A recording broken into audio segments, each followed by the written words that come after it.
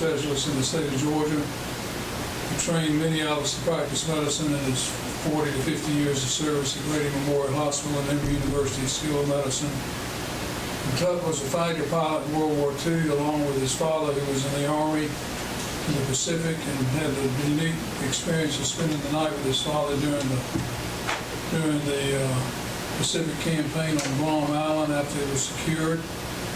And we're going to let Tut just talk a little bit about himself and see where he takes us from there. Tut, I want to start off by asking you, you graduated from North Fulton High School in 1938. What was the tone of the country at that time? Well, it was very optimistic. Things had not quite yet begun with Hitler's invasion of Czechoslovakia and Poland. So in 1938, we went off to college, and it was a very hopeful and happy time. But Atlanta was idyllic during the years I was at North Fulton High School. We grew up here. We were not part of the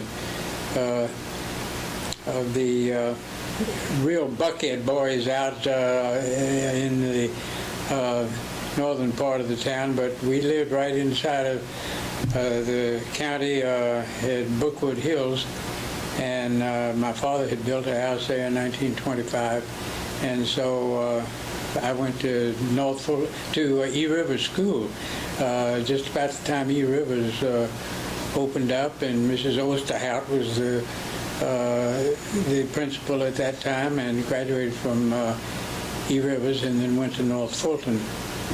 4 years there, and was then qualified to go to college after 11 years of high school, whereas most of the other places in the country, it took 12 years to get through schooling.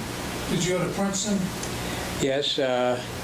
My cousin, Mac Asbill, lived with me in Brookwood Hills, and we went to North Fulton together. He was the president of our class, and I think I edited the annual or something. But we went to Princeton together and roomed together at 4 years of Princeton, and graduated just at the time World War II broke out. World War II began December 7th of 41, and we graduated in May of 42 and went immediately into the service. Where were you on December the 7th, 1941? Well, I was riding in an automobile in the hills just west of Princeton in central New Jersey there. Beautiful afternoon, and over the radio came the word that the attack on Pearl Harbor had been executed. So from then on, in the college dormitories, in the yards around the dormitories, they had bonfires that night, and everybody was. There was no question about patriotism or loyalty or readiness to volunteer and go. It was just a time when it seemed like there could be no question but that's which we had to go. Were you in ROTC at that time? No, I was not in ROTC. So you went on and graduated and then joined the military? Yes. I think because of the fact that my father had already been called to active duty in the National Guard, I had made application for naval flight training back in October, the fall before the actual war was declared. But they let me go to the University of Georgia for pre-flight training in June when I graduated from college. So they let us finish our degree. But I wasn't in the ROTC, but I had enlisted in the Navy for flight training. How long did flight training last and all that before you were ready to... Well, it was a complicated path. It went through the flying the old biplanes right down where the airport is near Dallas and at Grand Prairie, and then we went from there to Corpus Christi and did the single engine training, solo flight, and then after graduation from there, still in the Navy, we were allowed to choose Marine Corps or Navy for long-term enlistment, and so because the Marines were doing so well in Guadalcanal and they were fighting on the islands in the Pacific, I said, well, I'll go with the Marines. So I transferred from the Navy to the Marines and got my torpedo bomber training. The same plane that George H.W. Bush crashed in has been on the television recently. I flew the torpedo bombers, TBMs and the TBFs, and Fort Lauderdale, and then overseas thereafter. When did you go overseas? Well, I went overseas in January of 43, and we went on one of the small aircraft carriers after we checked out to land on the carrier, but I never did that in combat. But we were on a aircraft carrier that went to the Solomon Island. Well, we went to New Guinea and into the Espiritu Santo, where Tales from the South Pacific came from. I used to know Bloody Mary down there on the island of Espiritu Santo, and it was true that she had a daughter on an island over across the water there. If you remember the songs and the dances in Tales of the South Pacific, but it really was like that. It was not torture. It was idyllic. It was a beautiful country, and we flew through the islands and all that kind of thing. But then went from there up to the Solomon Islands and Bougainville, which was just partially secured at the time. And out of Bougainville flew some glide bombing missions up to Rabaul, New Britain, and got a little anti-aircraft flak and a few scars on the plane, but nobody got hurt. So from there, my whole squadron flew all the way around the Pacific through the Samoa and up to the Kwajalein and Inuiatak and out to the Marianas Islands, which had just been secured. And we were stationed on Tinian there. Now that's just an hour's flight north of Guam. Guam was still under siege, and my father was there up in the hills doing some of the land fighting in his artillery battalion that he commanded in a foxhole up in Guam. And I flew down there one day, landed at the military strip, and got a hold of him and put him in the back of my plane and flew him up to Tinian for a weekend because things were quiet on the island at the time. And he was scared of flying in the back of that plane with me than he was sitting in the foxhole on Guam. But we had a good visit together, and then he went back, and his career was really dramatic. After Guam was secured, they went down to northern Australia and then up fought the Battle of Leyte Gulf, or east on the west of Mindanao in the Philippines, did amphibious landing there. And after securing that, they came up to Okinawa. My father was very close to my first cousin from Atlanta here named Lecky Maddox, who lived out on Peachtree Battle Avenue. He and Lecky had been in the National Guard together, and Lecky was killed by the Japanese on Okinawa. My father was on a small island adjacent to that when he got wounded when they came down the hill and threw hand grenades in his foxhole and jumped in, and he fought them off, but he was wounded some. I had already been dispatched up to Iwo Jima with a detachment of 6 of our planes to fly the patrol around the island up there to keep the submarines from coming in and sinking all of our supply ships and that sort of thing. And so I had been at Iwo Jima with my little detachment, and they told me it was time for me to come back to the States, and I said, well, I can't do that with my father sitting out here in Okinawa.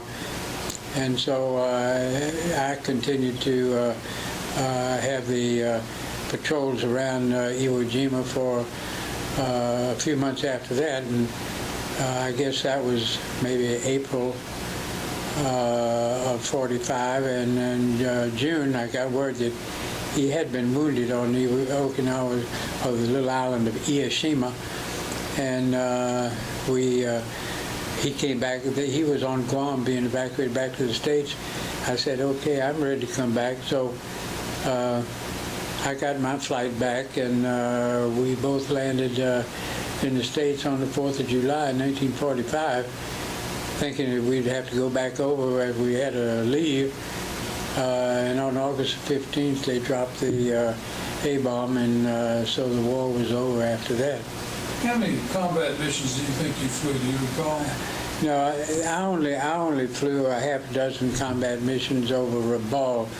The rest of mine, it turned out that the land-based torpedo bombers flew patrol all around all of the islands of the Pacific we were occupying to drop what they call sonar buoys to pick up the sounds of Japanese submarines. And if you picked up the sound, then you deployed around the area where the sound was picked up and dropped depth charges to sink the submarines or to drive them off. So we were flying anti-submarine patrol and watching for surface craft and things like that. Most of the time in the South Pacific and around Iwo Jima. But we did another half a dozen controls where we went in with the glide bombs and let the bombs release to go into the caves that were on the side of the mountains there at Iwo Jima. And there was rifle fire coming back and machine gun fire, but no very heavy anti-aircraft fire. Counsel me if they're shooting at me. Can you tell me something more about your daddy's injury? I know he was deafened at the pup tent encounter. Yeah. He told me one time, told me about having a face-to-face encounter with a Japanese soldier. Yeah, the guy came down and jumped in his foxhole, and he had a long pole stick of some sort, and he was jabbing it at my father, who had been in his sleeping bag in the foxhole, was crawling out, and this guy was jabbing him with the pole. Gave him a hernia that he had to get fixed out of the VA hospital here in Atlanta when he came back. But one of his detachment there, in his artillery regiment, they jumped in behind the Jap and collared him and dragged him out. And I think he was killed. But that was the closest came to hand-to-hand combat. Well, he described it quite vividly to me and told me that there was an explosion somewhere during this encounter. That was the grenade that went in the little edge of the foxhole. They have a little rim so the rainwater doesn't come down, and the grenade caught in this little rim up around the foxhole and exploded upward. Otherwise, it would have killed him dead if it had fallen down in the bottom of the foxhole. Close encounters of the strangest kind. Yeah. Where were you during Jimmy Doolittle's raid on Tokyo in 1942, I think is when it was? Well, it was 42 or 43. I was probably still in training at that time. The event in the war that influenced me the most, made me choose torpedo bombers, was the fact that the old original torpedo bombers were responsible for sinking the Japanese ships at the Battle of Midway And that was the turning point in the war. In other words, from that point on, the American dominance was growing larger, and no question we were going to win the war in the Pacific after the Japanese large battleships and cruisers were sunk at the Battle of Midway. But the torpedo bombers, which just all flew together right over the bow of these ships that were coming down the road, with the guys just shooting at them point blank as they dropped the torpedoes, that seemed to me to be the, maybe you might call it the most heroic kind of warfare, the most effective dollar for dollar that you could do. So that was why I thought that the torpedo bombers rather than the fighter planes would be my choice in the Air Force. Where did you meet your wife? That was after the war when I was a medical student at Harvard. She was a nurse at Children's Hospital in Boston, and in fact was my instructor as I was a medical student, talking about how you took care of newborn babies. So I met her there at that time and learned her story, her war story, from her after we were married after that. What was her war story? Well, before the World War II, the nursing profession was mostly nursing aides, and the formal requirements for medical education and technical training were not very well specified. But there was such a shortage of nurses in the early World War II that the Public Health Service decided to start a nurses training program. And interestingly enough, they called it the Cadet Nurse Corps. And my wife was in the first class of those. Turn it around. Turn it over. Well, this is a little cartoon that shows the story. This is President Roosevelt signing the bill, and they required that the candidates for training graduate from college first and then go into their nurses training. But it was a very demanding, very compacted period of technical training. And in fact, they were left taking care of the people in the hospitals in Boston, for instance, with no interns, residents in the hospital, because they'd all been called into the military service. So they had a tremendous amount of responsibility, did a wonderful job, and learned a great deal during that period of time. And then they graduated and went to the military service. Now, she never was in any combat service, but she was in this first training group. And it's interesting that during the course of the years when this was active, they trained 124,000 nurses. From that time on, nursing has become a profession with specific requirements and criteria for graduation and for certification. And so I thought she was as much a veteran of the war as I was. Why don't you show us a picture of your wife in her uniform? This is, yes, this is a picture of Jenny when she graduated from cadet nursing and went back for a little leave visit in Wausau, Wisconsin, which was where she originally came from.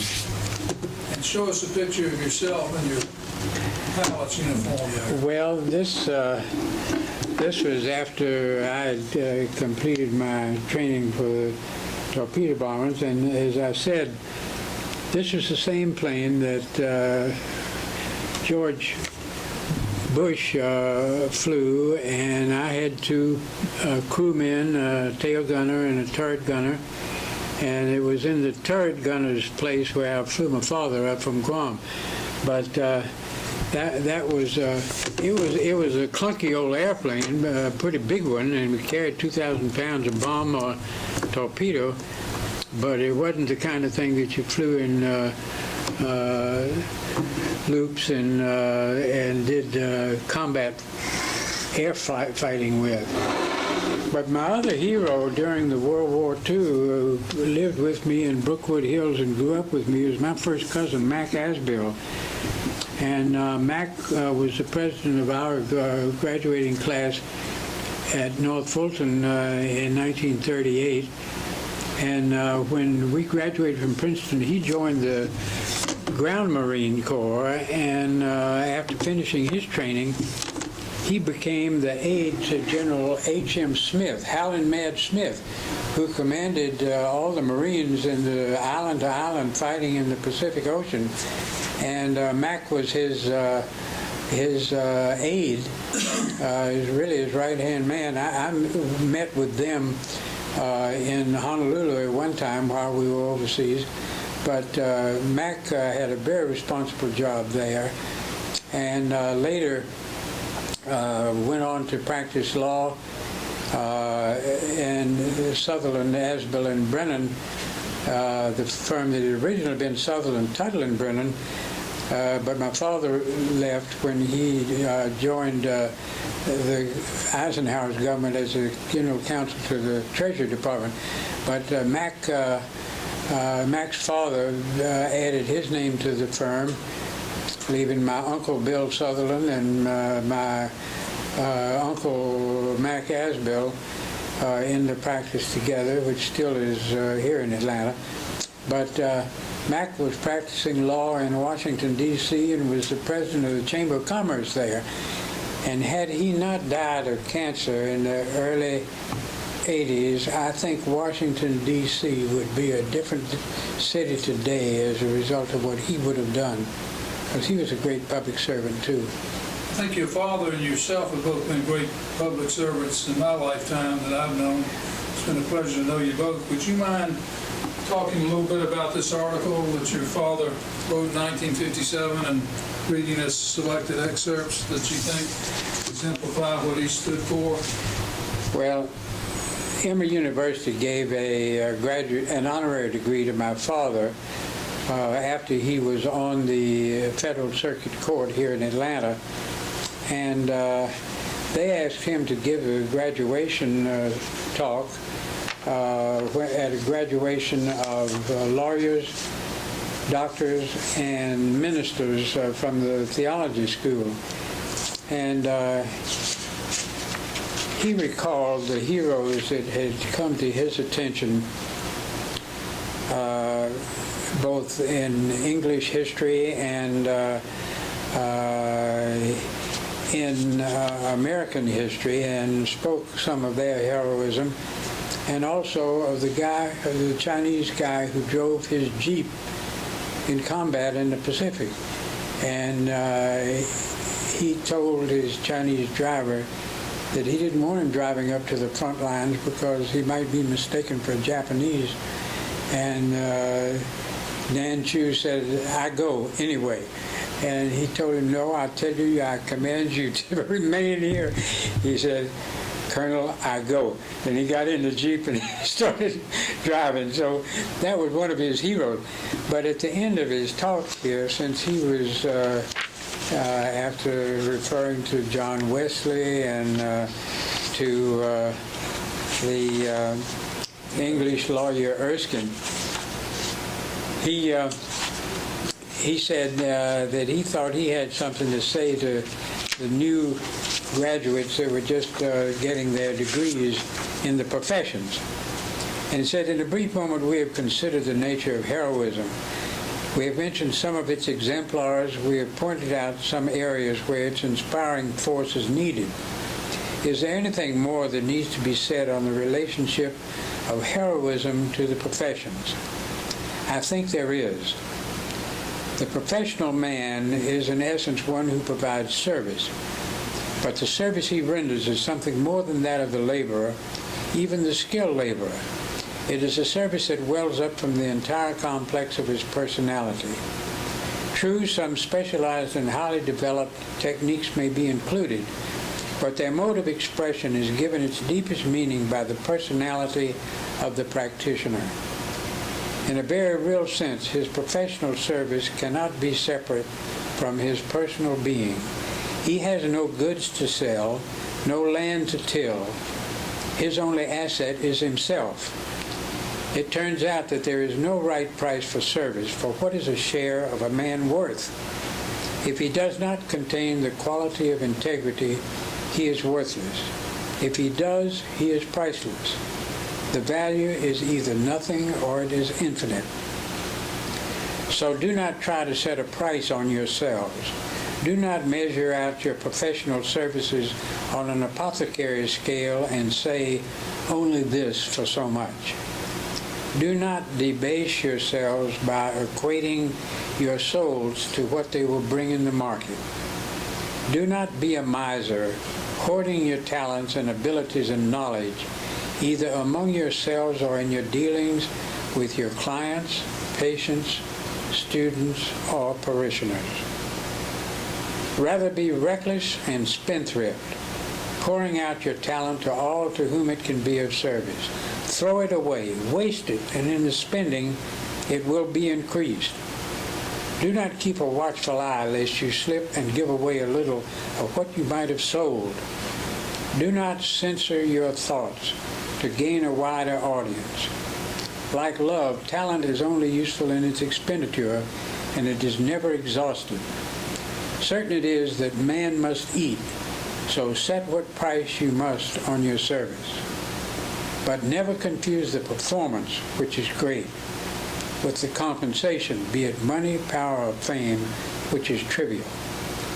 The important thing is that in a society of little men, you have the opportunity to be a hero. The job is there, you will see it. Your strength is such as you graduate from Emory that you need not consider what the task will cost you. It's not enough that you do your duty. The richness of life lies in the performance, which is above and beyond the call of duty. Well, I can't think of a family that's exemplified those traits more than yours. Well, he was the inspiration, and we've all been proud of being his family. Well, we're proud of being a friend of yours also. So Yeah. we think you're just as important as he was to everybody in the legal sense. You have been in the medical sense. What do you think about families having multiple family members in the service like you all had back in World War II, and like we saw last week on television where a family of 3 or 4 boys were going to go overseas to Iraq? Well, it depends on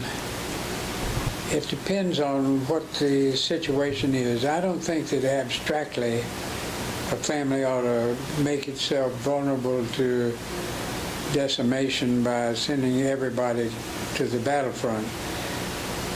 In World War II, this was the last war that was so unequivocal in the fact that it had to be done that there was no doubt. And my mother sent us all off. She got a little place to live down at the Georgian Terrace Hotel, and every day waited for the mail to see how we were doing and hoping things were going to be all right. But I think even she did not consider this to be an inordinate sacrifice or risk to run, because she knew that we all were fully committed and dedicated, and there was no question in anybody's mind that that was where we ought to be. So I think there are people who are left alone as a result of warfare, and if you've only got one son, you send him away. Well, we have to do that if he decides in his own mind that he wants to enlist. And so nowadays we're not drafting them, but we are enlisting them. And those who see the value of their patriotism as a member in the combat areas, they are the ones who enlist. So I think it's a matter of personal commitment and conviction that this is the thing that you need to be. Your father was about as strong a proponent as peaceful resolution to ideologic differences and cultural interactions as anybody in the history of the United States. Do you think there will be a time in the world where we'll be able to get the different ideologies together on one bargaining table where we can settle our differences with law books as opposed to bullets? No, to be honest with you, he was not an angry man or a born combatant. He did the combat duty as his obligation, but in actual fact, he was very, and in spite of the fact that he was initially, he was a Republican appointee of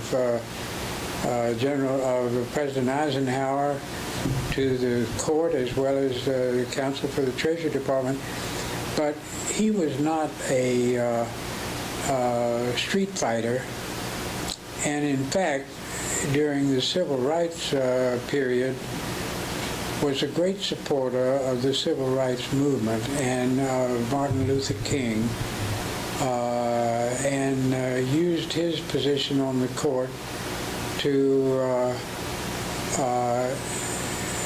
try to allow them to express their beliefs and exert their energy in a way that was a non-combatant way. And I rode in the Memorial Day parade in Washington, D.C. in an old Model A Ford with my son-in-law last month at Memorial Day in Washington.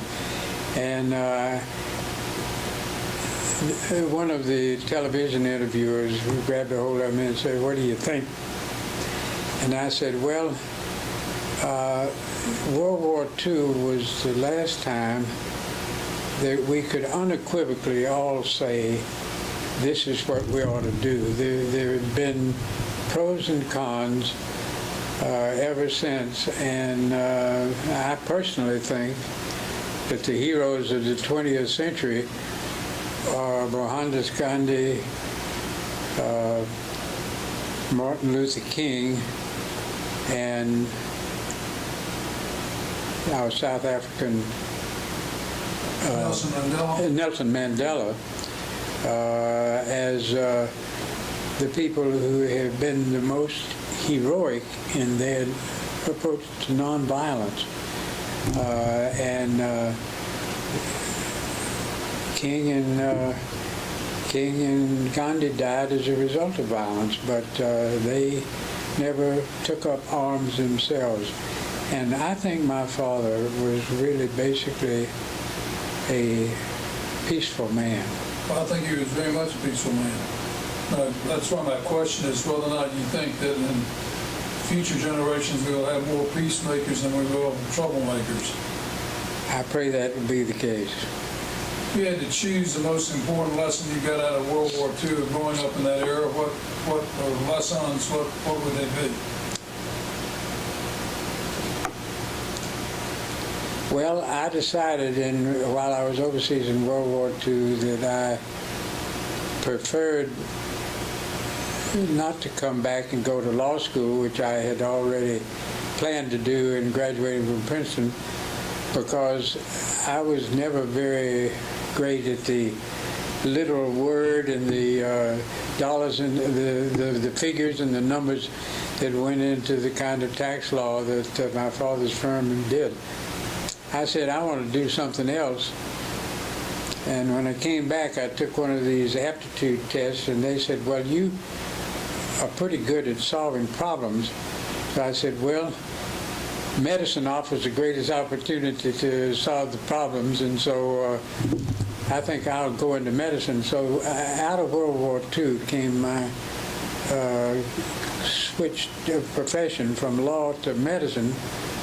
And after being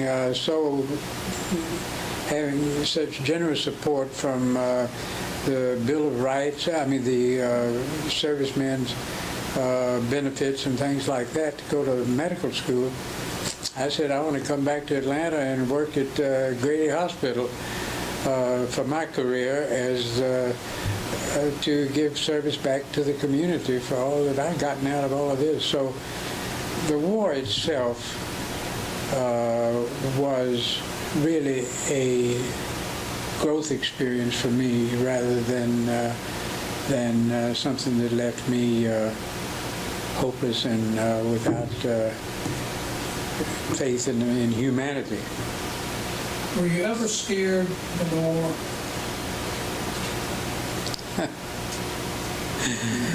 Oh, the whole time I was scared of my own damn fault. We were flying around squadron all around the Pacific, and on the island of Eniwetok, I was late getting to the flight line to take off to fly along the transport plane that we were flying wing on as we went thousands of miles across the water.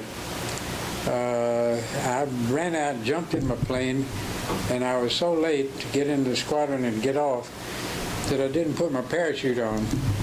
Well, halfway, 500 miles out at sea, we ran into a great big front with thunderheads and clouds and lightning and everything going on. And we flew into this totally dense cloud formation, not being able to see each other 5 feet between the wings. And but we just kept on flying and trying to keep as level and as straight as we could. And when we came out of the front on the other side, I looked around. I didn't see any of my buddies on either side of me, and I called my gunner in the back, and I said, Bill, where'd those other guys go? He said, Lord Lieutenant, you didn't see that guy that flew by about 5 feet under our tail? If that guy clipped off my tail in the middle of those clouds, me and no parachute, I'd have been down dead in the sea. So that was probably the highest risk I came to having any kind of a bad outcome. That's not All because I left my parachute off. We've got a few more minutes. Is there anything you'd like to be remembered for in terms of your World War II experience, of your fathers or families, that you'd like to say to future generations?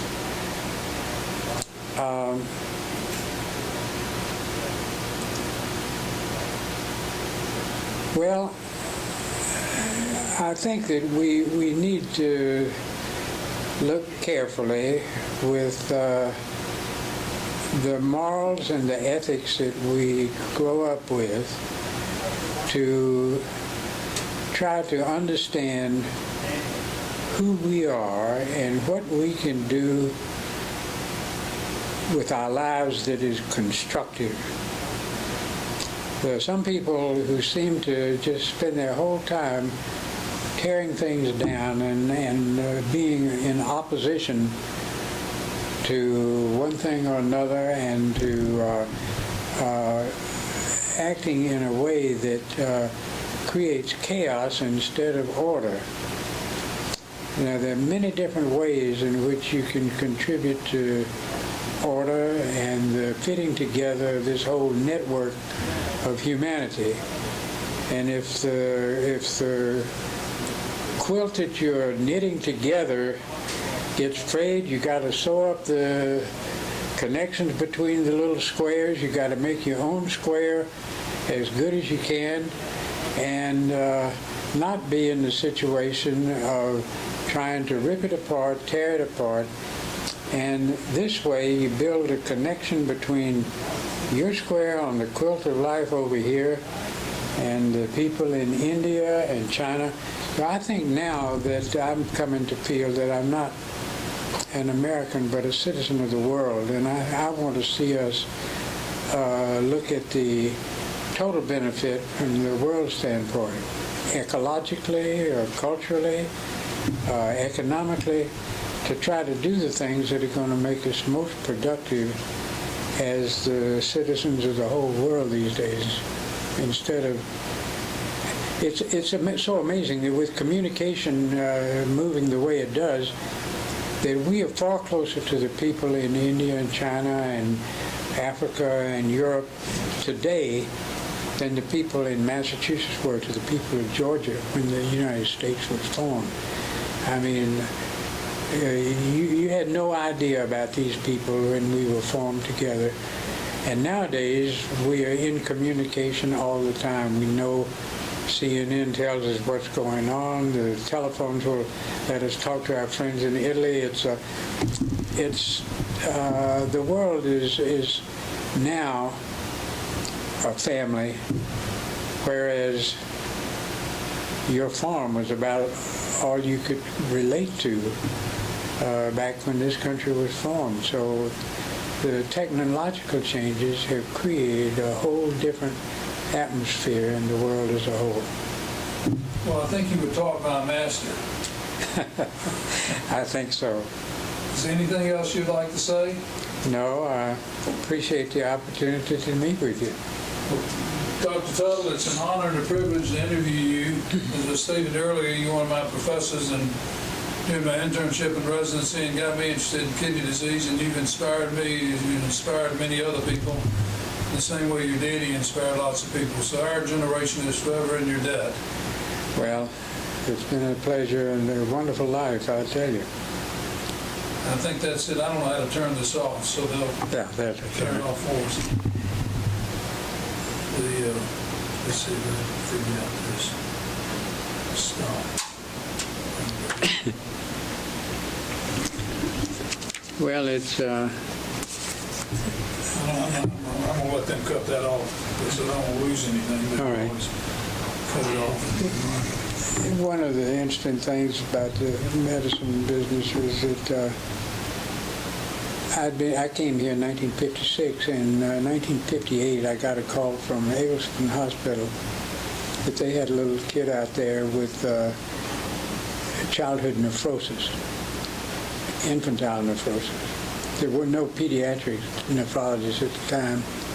I went out and saw this guy. His name was Ricky Cassell.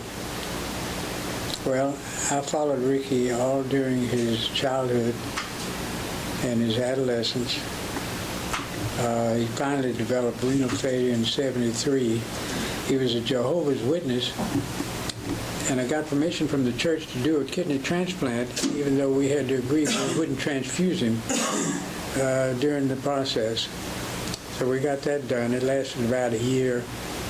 He bled down with his recurrent uremia to a hematocrit of 5. It was the lowest hematocrit I ever saw.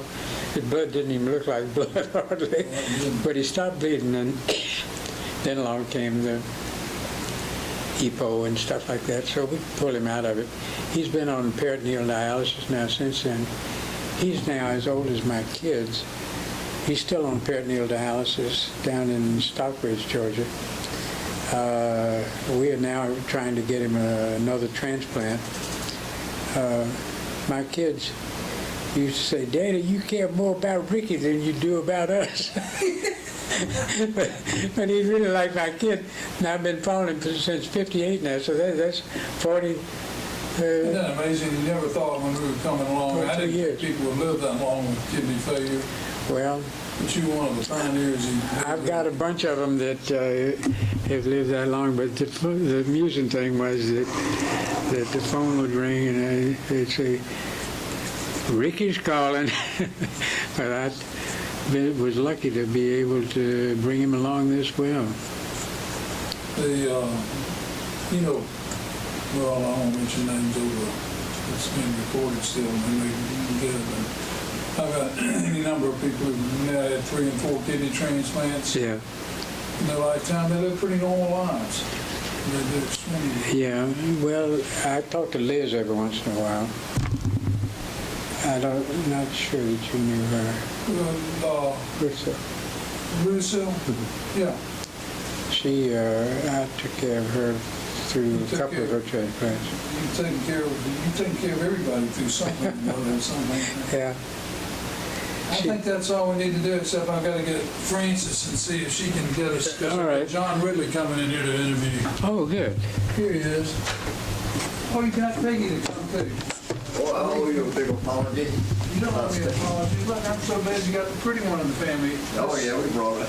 I turned off the audio, but the video thing is still going on. Hello, Peggy. Hey, I'm glad to see you. How are So you you? know Elbert Tuttle, don't you? You know Hey, John Ridley? hello, Nice good to to see see you. John you. Ridley? Got a handful of you. Hey, how are you? Good to see you. You want us in here? Want I'm you, just an interloper. would you sit, don't you want to sit next time? Oh, it doesn't matter when. Where do you want me to sit? You sit over there and I'll pull Peggy's chair around and Francis has got to tell Tuttle what to do now with all of his goodies that he brought in.